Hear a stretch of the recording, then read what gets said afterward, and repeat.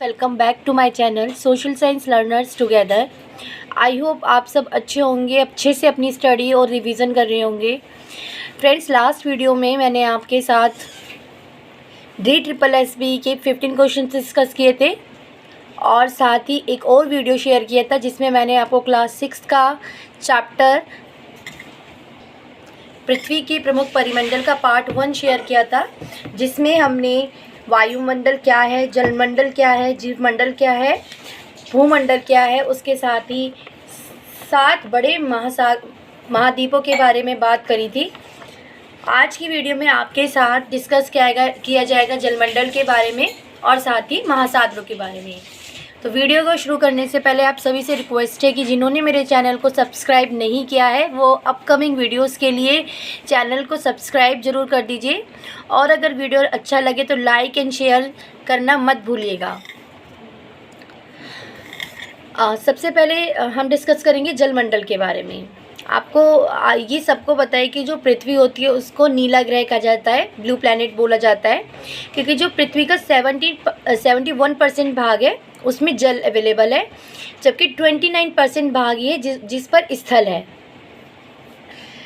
तो आप देख सकते हैं यहाँ पर पाए जाने वाले जो जल की मात्रा है वो कितनी अधिक है, वो है 71%, और जबकि स्थल भाग के परसेंटेज कितना है, ओनली 29%।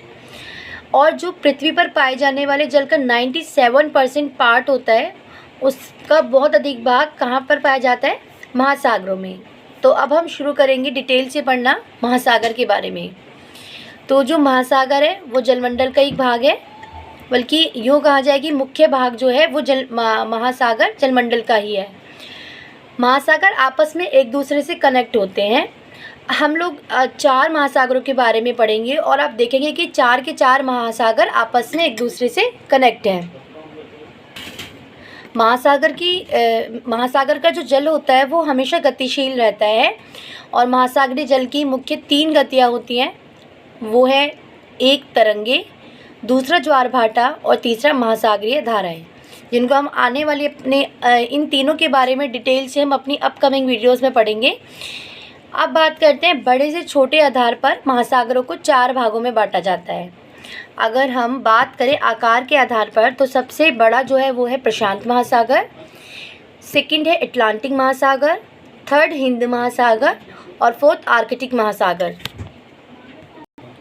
तो चलिए अब डिटेल से सभी महासागरों के बारे में पढ़ेंगे। सबसे पहले हम पढ़ेंगे प्रशांत महासागर के बारे में। तो जो प्रशांत महासागर है सबसे बड़ा महासागर है और पृथ्वी के लगभग 1/3 भाग पर ये फैला हुआ है।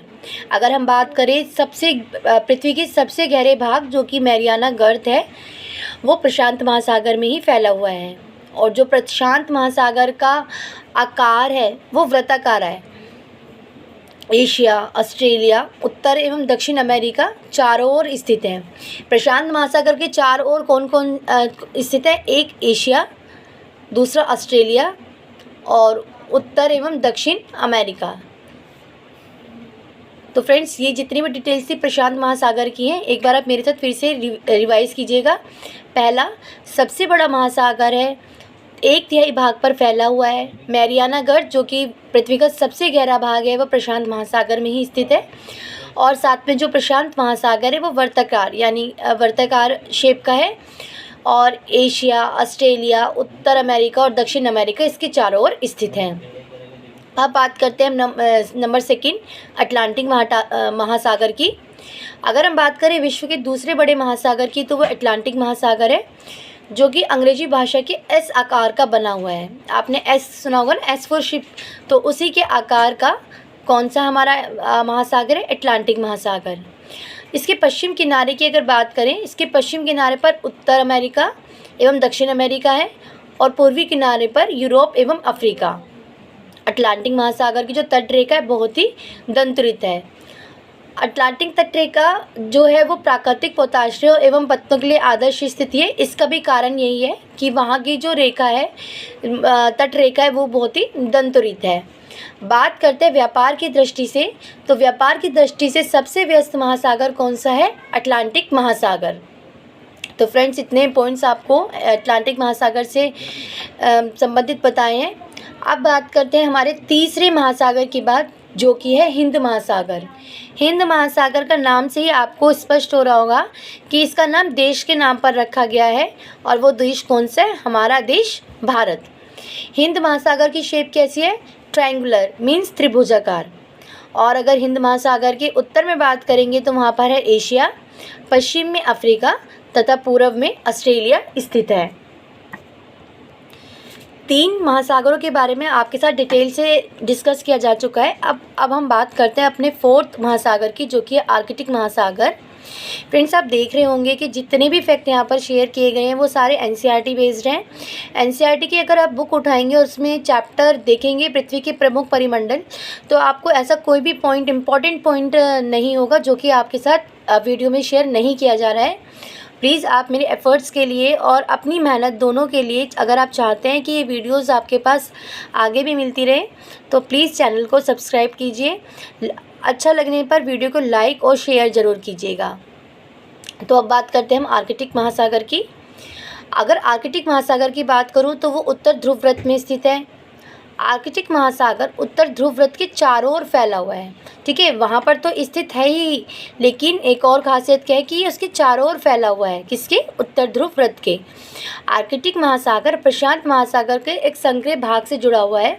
यानी कि अगर आर्कटिक महासागर और प्रशांत महासागर की बात करें तो ये आपस में जो जुड़े हुए हैं, उस जल संधि का नाम है बेरिंग जल संधि। ठीक है, तो ये भी क्वेश्चन पूछ सकते हैं कि बेरिंग जल संधि किस किस के बीच में या किस किस को आपस में जोड़ती है। एक है आर्कटिक महासागर और दूसरा है प्रशांत महासागर। आर्कटिक महासागर उत्तर अमेरिका के उत्तरी तट तथा यूरेशिया से घिरा हुआ है।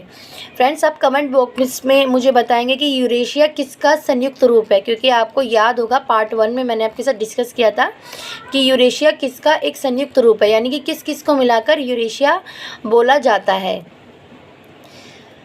अब बात करते हैं हम वायुमंडल की, जो कि इस चैप्टर का लास्ट जो है पॉइंट है।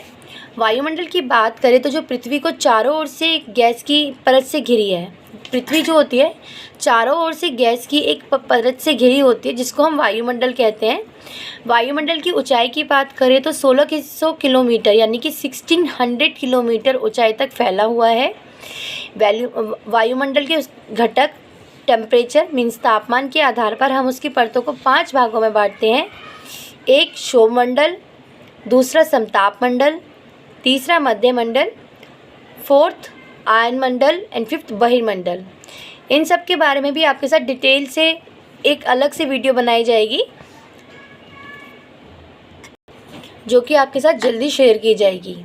अगर मैं वायुमंडल में गैसों के जो बात करूं कि किसका कितना अमाउंट उसमें अवेलेबल है, तो ऑक्सीजन और नाइट्रोजन का बना होता है। नाइट्रोजन की बात करें तो वो 78% होती है, जबकि ऑक्सीजन ओनली 21%। और अन्य गैसें जैसे कि CO2 means carbon dioxide, organ आदि, ये मात्र 1% ही शामिल होती हैं। तो इस हिसाब से हम देख सकते हैं कि वायुमंडल में जिस गैस का सर्वाधिक मात्रा में पाई जाती है वो है नाइट्रोजन, और वो कितनी अमाउंट में है? 78% में। ऑक्सीजन की बात करें तो आपको पता है कि ऑक्सीजन सांस लेने के लिए आवश्यक होती है, जबकि नाइट्रोजन प्राणियों की वृद्धि के लिए आवश्यक होती है, उनकी ग्रोथ के लिए आवश्यक होती है। CO2 मीन्स कार्बन डाइऑक्साइड पृथ्वी के द्वारा छोड़ी गई ऊष्मा को अवशोषित करती है, जिससे कि पृथ्वी गर्म रहते हैं। यहाँ पर हमने अपनी तीनों जो गैसेस हैं, ऑक्सीजन, नाइट्रोजन, CO2, उनका एवरेज देखा, उनका क्या क्या बेनिफिट है और उनके क्या क्या काम हैं, वो तीनों भी हमने शेयर किए हैं। अब बात करते हैं वीडियो में पृथ्वी के प्रमुख परिमंडल की लास्ट टॉपिक की, जो कि है जीवमंडल। जीवमंडल स्थल, जल तथा हवा के बीच का एक सीमित भाग होता है, और केवल जीवमंडल ऐसा है जहाँ पर जीवन मौजूद है। जीवमंडल में जो प्राणियों को मुख्यतः 2 भागों में बांटा जाता है, एक जंतु जगत और दूसरा पादप जगत यानी कि पेड़ पौधे। भूमंडलीय तापन, CO2 की मात्रा में वृद्धि के कारण जो पृथ्वी के तापमान में वृद्धि हो रही है, यानी कि कार्बन डाइऑक्साइड की मात्रा में वृद्धि के कारण पृथ्वी के तापमान में भी वृद्धि हो रही है, जिसको हम भूमंडलीय तापन कहते हैं। तो यहीं पर जो हमारा पृथ्वी के प्रमुख परिमंडल वाला चैप्टर है वो समाप्त होता है। फिनिश होता है। और आपको यही बोलना चाहूँगी कि प्लीज़ अगर वीडियो अच्छा लगता है तो उसको सब्सक्राइब करना मत भूलिएगा, लाइक और शेयर आपको करते रहना है। Thank you. मिलते हैं आपसे नेक्स्ट वीडियो में, जो कि होगी DSSB के प्रीवियस क्वेश्चंस की।